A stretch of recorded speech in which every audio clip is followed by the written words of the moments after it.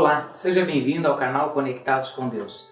O objetivo desse canal é interligar sua vida com Deus. Estamos aqui para falar sobre o casamento e as ameaças que conspiram contra essa instituição divina. As estatísticas mundiais sobre o divórcio são assustadoras. Os números de separações no Brasil também não ficam para trás. No ano de 2007, os cartórios registraram mais de 231 mil divórcios, ou seja, para cada 4 casamentos, um foi destruído pelo divórcio. Foram 633 divórcios por dia, 26 divórcios por hora. Em 2011, esse número saltou para 351 mil divórcios em um ano. Foram 40 divórcios por hora. Mas eu quero dizer que vocês não precisam fazer parte dessa triste estatística. Deus, o inventor e criador do casamento, tem reais instruções, genuínas e verdadeiras instruções para restaurar e preservar sua união conjugal. Vocês querem conhecer algumas dessas instruções e conselhos capazes de revitalizar o seu casamento? Bem, vamos combinar algumas coisas.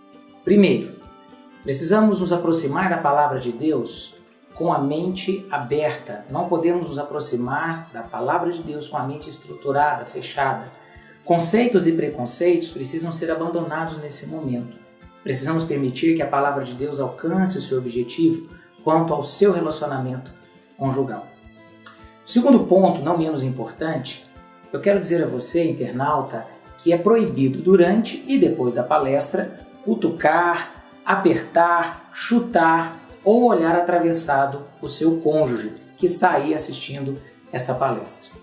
No entanto, será permitido aquele olhar de peixe morto, vocês podem ficar à vontade de mãos dadas ou até mesmo abraçados. Os sorrisos estão liberados, as piscadinhas também. Até mesmo um cafuné, nós sabemos o que é um cafuné, não sabemos? É o ato de fazer carinho na cabeça com a ponta dos dedos. Então, a partir desse momento, vamos falar sobre casamento. Investir ou desistir. Em uma sociedade imediatista, onde a todo momento as pessoas buscam soluções instantâneas para tudo, ninguém é motivado a investir tempo e esforços em algo que pareça complicado, difícil ou sem esperança. Por essa razão, o casamento tornou-se algo descartável. Para muitos é mais fácil desistir do que investir no casamento. Mas eu quero dizer a você, bons casamentos dão muito, mas muito trabalho. É necessário um investimento alto em sua relação conjugal. Para que o casamento dê certo, é preciso abrir mão de muitas coisas, menos de uma, que é o seu cônjuge. Pessoas não são descartáveis, pessoas não são objetos. Não se deixe levar pelo engano de que, livrando-se imediatamente de um problema, você estará solucionando-o. Enfrentar os conflitos e solucioná-los é através de investimento e dedicação. Mas para isso, todo casal precisa de Deus. Deus é o inventor do casamento, Ele sabe o que será melhor para vocês. Por isso, nesse canal Conectados com Deus, nós estamos fazendo uma campanha para que os casais busquem o Senhor, busquem o caminho para a restauração do seu relacionamento conjugal e façam desse relacionamento o melhor relacionamento do mundo. Muitos consideram a instituição familiar falida, desacreditada e arruinada. Esse conceito está sendo difundido em todas as partes do mundo e em nossa sociedade. Desde cedo somos ensinados e induzidos pelos meios de comunicação a pensar que o casamento não tem de durar a vida toda. Vamos dar o exemplo dos filmes em Hollywood. O que vem primeiro, o sexo ou o casamento? Bem, primeiro o casal vai para a cama, depois eles começam a namorar, vão morar juntos, depois ficam noivos e somente depois dessas etapas queimadas e equivocadas, eles pensam no casamento. Esta é uma das razões dos inúmeros casos de divórcios e separações em todo o mundo. Mas nós devemos avaliar o casamento de um ângulo altruísta e não de um ângulo egoísta e passageiro. Muitos pensam que se o casamento me satisfaz, então vale a pena cuidar dele. Esse é um parâmetro infeliz. Você não pode medir o seu relacionamento pelo que você sente. Não espere a situação mudar, mude você a situação. Os riscos de uma relação conjugal são imensos, pois cedo ou tarde podem aparecer tensões, conflitos e problemas. Eles irão bater na sua porta, talvez já estão dentro da sua casa.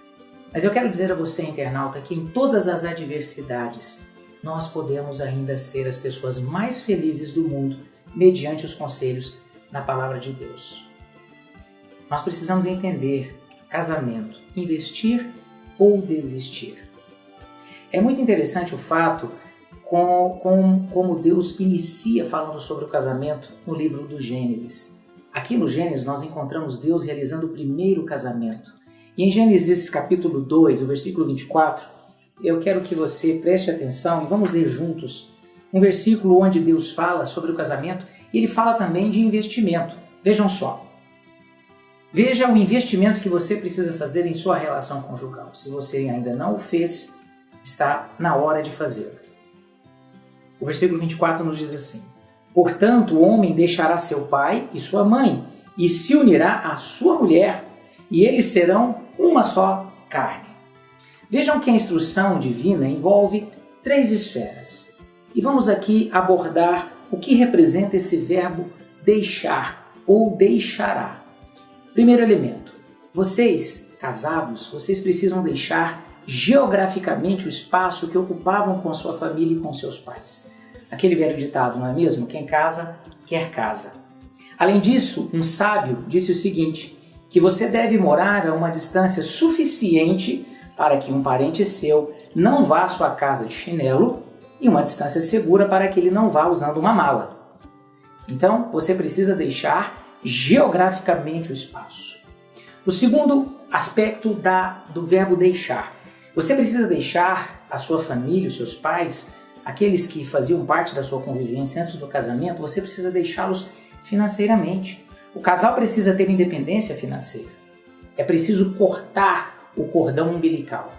Seja independente financeiramente, senão as intromissões nunca vão cessar. O terceiro aspecto do verbo deixar, falado aqui por Deus em Gênesis 2:24, é deixar emocionalmente. Os laços paternos nunca se acabarão.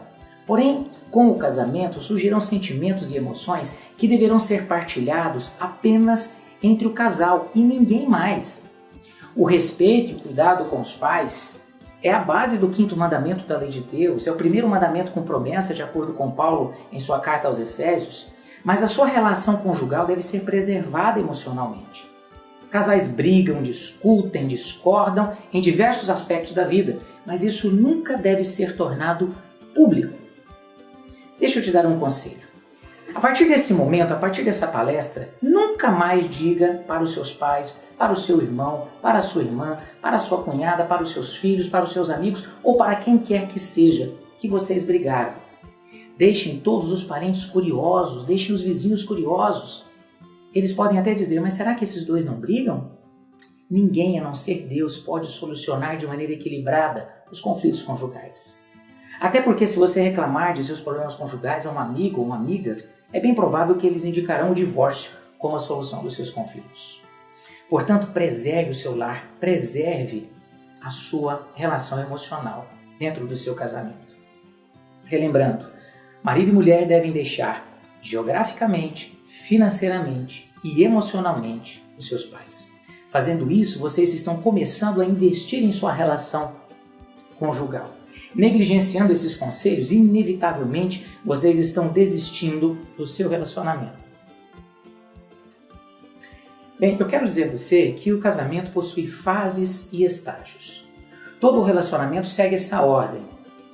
Assim como a lua tem suas fases, o casamento também tem seus estágios. Há momentos em que estamos cheios e brilhantes, em outros momentos podemos estar novos e crescentes. Pode haver momentos negros e escuros, com períodos minguantes marcados por várias crises, sejam financeiras, emocionais, espirituais. Agora, em que fase está o seu relacionamento? Na fase cheia? Na fase crescente? Na minguante? Na fase nova ou no eclipse total? Bem, se notarmos, veremos que a origem de nossos problemas, os problemas conjugais que todos nós atravessamos, tem a origem em nós mesmos. Acredite, na maioria das vezes, somos o elemento motivador do egoísmo que promove os conflitos conjugais. Sabe uma atitude infeliz na fase minguante do relacionamento conjugal? É tentar provar quem está certo e quem está errado. Isso nunca pode dar certo. Muitos casais, mesmo aqueles que se amam, brigam e se separam baseados na convicção de que um deles está certo. Isso não deveria ser estranho? Olha, deixa eu te falar, a expressão "eu estou certo" tem sido responsável pela maioria dos divórcios e separações. "Eu estou certo" tem separado mais do que os erros presentes nas relações conjugais. Quem pensa conhecer alguma coisa, disse o apóstolo Paulo, ainda não conhece como deveria. Primeira carta aos Coríntios, capítulo 8, versículo 2. Existe outro paralelo interessante em relação ao investimento que você deve fazer na sua relação conjugal. Quando os nossos filhos nos decepcionam e não nos obedecem, nós os jogamos fora? Você joga fora o seu filho quando ele o desobedece? Será que nós procuramos outros filhos para que ocupem o lugar deles em nosso lar quando eles erram? Então por que descartamos os nossos cônjuges? Por que tanto radicalismo e neuroses em nossas relações conjugais? Portanto, tenha uma postura sempre positiva em relação ao seu par. Em momentos delicados da vida conjugal, devemos agir como médicos, não como juízes. Não devemos ser promotores, mas devemos agir como os advogados de defesa do casamento. Ao invés de procurar qual dos cônjuges é o culpado pelos problemas no casamento, devemos procurar, sabe por quem? Pelo Senhor. Isso fará seu relacionamento atingir a lua cheia, a fase cheia do seu relacionamento. Outro ponto importante, preste atenção. Grandes problemas unem os casais, pequenos problemas os separam. Se alguém perguntar a alguém que se separou, por que você levou o seu casamento ao divórcio? Por que você se separou? Talvez as respostas sejam inúmeras. Vamos imaginar uma aqui. Minha sogra era um inferno. Vejam que problema pequeno. Ela implicava porque eu sempre deixava a toalha molhada na cama. Que coisa insignificante. Eu quero que você preste atenção. As briguinhas, os pequenos conflitos dentro do lar funcionam como uma pólvora. Acumuladas cotidianamente alimentam e produzem uma dinamite. Ao invés de buscarem solucionar as diferenças ou achar quem está certo ou está errado, busquem a Deus. Porque nós, os casais, os que são casados, homem e mulher, nunca serão iguais, sempre diferentes. Você talvez goste de futebol, ela é de balé, você é racional, ela é mais emocional. Agora eu quero contar a você um segredo para a sua relação conjugal. O modo como iniciamos o nosso dia determina como ele termina. Se iniciamos todos os dias na presença do Senhor, como terminaremos esse dia? Em sua presença, é óbvio. O modo como vivemos determina nossa existência. Devemos buscar crescer continuamente no Espírito. Adão e Eva encontravam-se com o Senhor todos os dias. E nós devemos saturar a nossa alma com a presença do Senhor por meio de sua palavra. Assim nossa mente, emoção e vontade influenciarão positivamente o nosso relacionamento e o nosso comportamento. Seremos um vaso e depois um espelho refletindo a sua glória. Seremos um vaso recebendo a sua graça, amor e misericórdia, e depois seremos um espelho refletindo todos estes atributos na nossa relação conjugal. Não podemos dar aquilo que nós não temos. E se não temos, de quem devemos buscar? Obviamente, do Senhor. Se ainda você não tem esse tipo de vida, é hora de buscá-lo. Os casais precisam ser espirituais para que sejam felizes. Só quem é espiritual conseguirá se humilhar e pedir perdão. O orgulhoso nunca fará isso. Em certos momentos, um de vocês precisa tomar a direção da normalidade e do bom senso. Alguém precisa buscar a presença do Senhor para lidar com os problemas conjugais. Devemos tomar Jesus como nosso exemplo, não se esqueça disso. A humanidade de Cristo era encantadora, a fragrância de sua presença era divina. Que amor pode suportar os desafios de uma vida conjugal? Que tipo de amor pode superar a pobreza e a doença? É o amor de Cristo. Alguém disse assim, a guerra acabou porque alguém se rendeu. Sabem por que as pessoas têm muito mais sucesso profissional, acadêmico, do que matrimonial?